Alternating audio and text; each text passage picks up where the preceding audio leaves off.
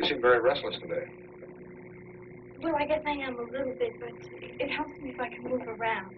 All right, whatever works for you. Tell me, how's your relationship with your parents these days?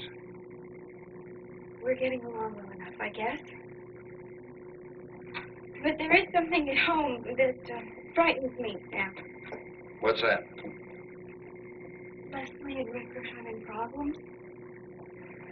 And it's all my fault, like everything else. What kind of problems?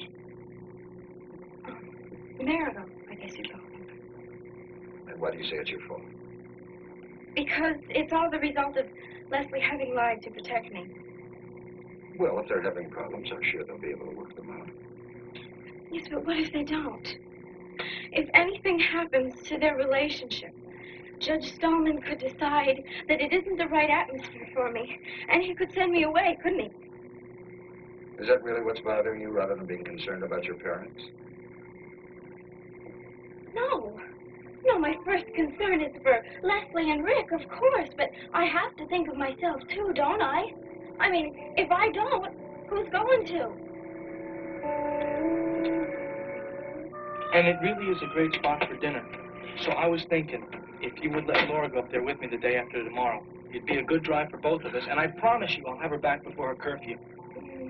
I don't know, Scotty. I think I'd be awfully worried knowing you were that far away with that earlier curfew. What if something happened? Something you couldn't control and you couldn't get back? Well, I thought about that, too, so I asked Lee if I could borrow his car, and he said yes. Dr. Weber, it's very important to me that Laura gets her curfew, too, because I don't want to see her get in any trouble. I know that. Oh, by the way, she asked me if she could have dinner with you early at your place tonight, and I said it was okay. Oh, good, good. But I think that this drive would be good for her, too. I mean, because she hasn't been on a trip for a while. So I figured we'd leave about 3:30 or 4, which would give us plenty of time. And I'll drive safely. Oh, I know you're a good driver. 3:30 or 4. Well, okay, all right. Go ahead and plan on it. Just remember, 9 o'clock curfew. I know, I got that engraved in the back of my brain. You know, even when I'm not with her, an alarm goes off like around 9 o'clock, and I just look at the clock automatically. Well, I guess I can't ask for more than that. Oh, thanks a lot, Dr. Weber. I really appreciate it. You're welcome, Scotty. Would you do me a favor? Yeah. On your way out, would you tell Miss Middleton, the blonde lady who's sitting outside, that I can see her now? Okay, I will. Thank you. Thanks again. You're welcome again.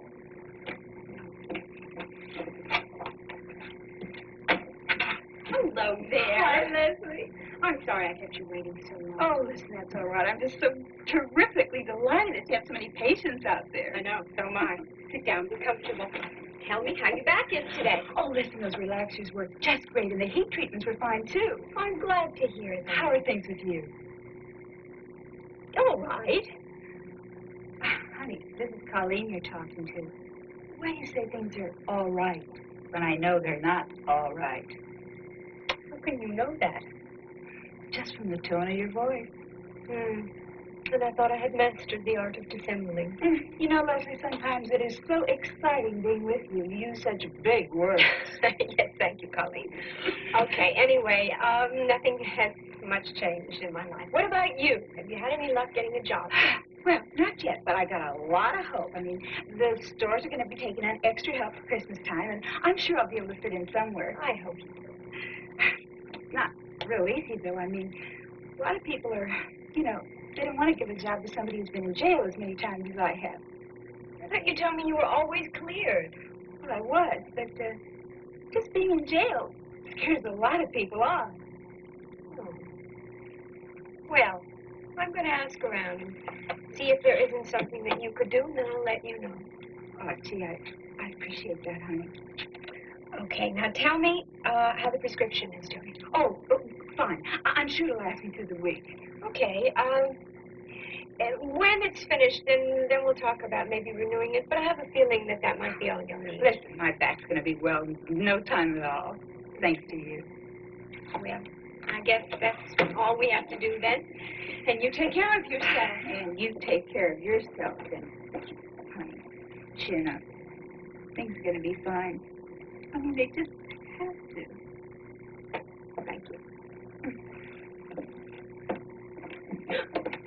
sorry. Oh, that's all right. No, don't be sorry. Oh, Colleen, may I present my husband, Rick Weber. Rick, this is Colleen Middleton. How are you? How do you do, Dr. Weber? Why, it's a real pleasure meeting you. I recognized you from your pictures in the paper. Gee, I think it's just great that you get to be head of the new wing at the hospital here. Thank you very much. So long, Leslie. I'll see you. You keep in touch, you hear me? I will. Okay. Bye, Doctor. Bye. Who was that? That was Colleen Middleton, the lady who shared the cell with me in jail. Who was a very loving and good friend who got me through some very rough times, and I will always be indebted to her. I'm sorry I didn't know that when I met her. She seemed very nice. She is. So what can I do for you? I just ran into Lee, and I asked him to stop by and Gail to come by tonight for a drink. Is that okay? Yes, of course. Well, I think it's about time we had a few more people over and got a little more happiness inside our house. Yeah, that'd be nice. Okay. Look, when Monica and Alan get back, I would like to accept their dinner invitation as well. Of course, if it's that important to you. Leslie, it is. The holidays are here. I would like to see our house filled with warmth and hospitality, the way it used to be. Excuse me for pointing this out, but aren't you doing exactly what you accused me of doing this morning? Aren't you looking back at your growing up, your childhood in that house with your parents from a kind of storybook point of view? I don't think so, Leslie. That was a very happy, a very wonderful time for me, for Terry, for Jeff. And I would like to see Laura have that same security and love and warmth. Leslie, honey, we can have the very same kind of relationship that my folks did if we don't let ourselves get too discouraged by the problems we're facing now. Rick, please believe that I'm trying. I really do want that as much as you do.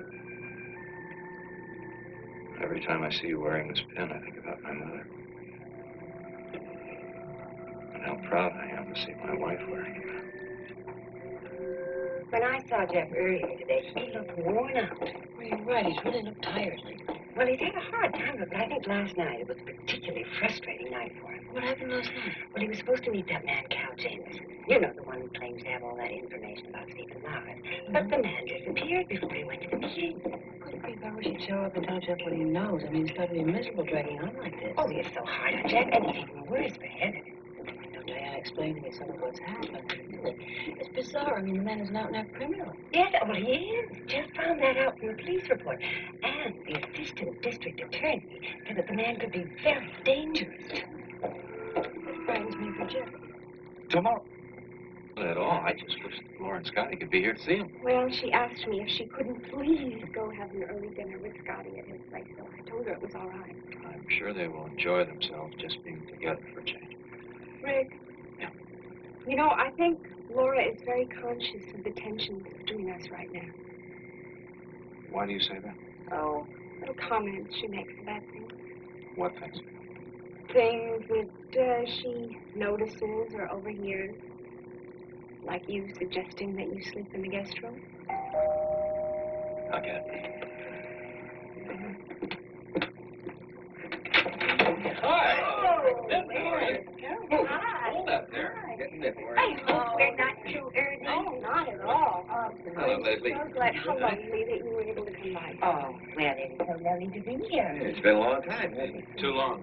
Come on in and sit down. Be comfortable. Get Thank you. yourself something to eat, and I'll get you something to drink. Gail, white wine, right? Perfect. Just anything soft for me. Yes, I know. Honey, I'll do that. Oh, okay. Nothing for me. Thank you. Say, Leslie, I was talking to Steve today about getting an impromptu meeting set up with the board to talk about your contract. I think it's a good idea to do that now. Oh, dear. I don't know, Lee. I don't know that I'm ready to go wage that battle right now. Leslie, I think you should. And I think you ought to lay it on the line, too. There are a lot of hospitals that would jump at the chance to have a doctor with your experience and a contract. I think Rick's right, Leslie. Well, you see, truthfully, I don't feel that I have any right to make demands on the board. I understand their point of view. I don't blame them for what happened. I brought it on myself. How are things going at the clinic now? Well, better. Thank you. More patients coming to see me.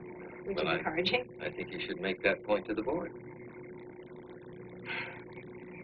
Please forgive me. I'm not saying, I don't mean to sound rude. I would rather not talk about this right now. I made a decision today that I was going to stop trying to fight to get things back the way they were. Maybe I was wrong to ever expect that. Oh. If you'd rather not talk about it, we won't. Okay. That's a very handsome pin you're wearing. Oh, it's something that belonged to Rick's mother, and he gave it to me for our first anniversary. Oh, but it is just beautiful. Yes, it really is. Thank you. Ah, Heard thank from you. Alan and Monica. Yes, I heard from Monica today. She called and said that she and Alan are having a fabulous time in Long Island. Oh, they sure, that house is too much. I'm sure it must be. She said to give you her best and tell you that she would be here bright and early on the job first thing tomorrow morning. That's great. You know, I had no idea how much I have been dependent on her for my everyday routine. Not until she's gone. I guess absence brings one to their senses. I've just been taking it for granted up to now. Would you all excuse me for a minute? I got some hot hors d'oeuvres in here. Leslie, can I help you? No, absolutely not. You know, but you still want to make sure. Come on.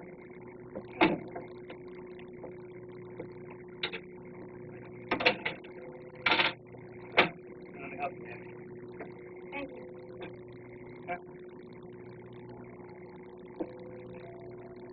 You know, this apartment brings back so many memories. They're good memories. Most of them are. So much has happened since I used to come there with you all the time. It's almost like stepping into a time machine and being taken back into the past.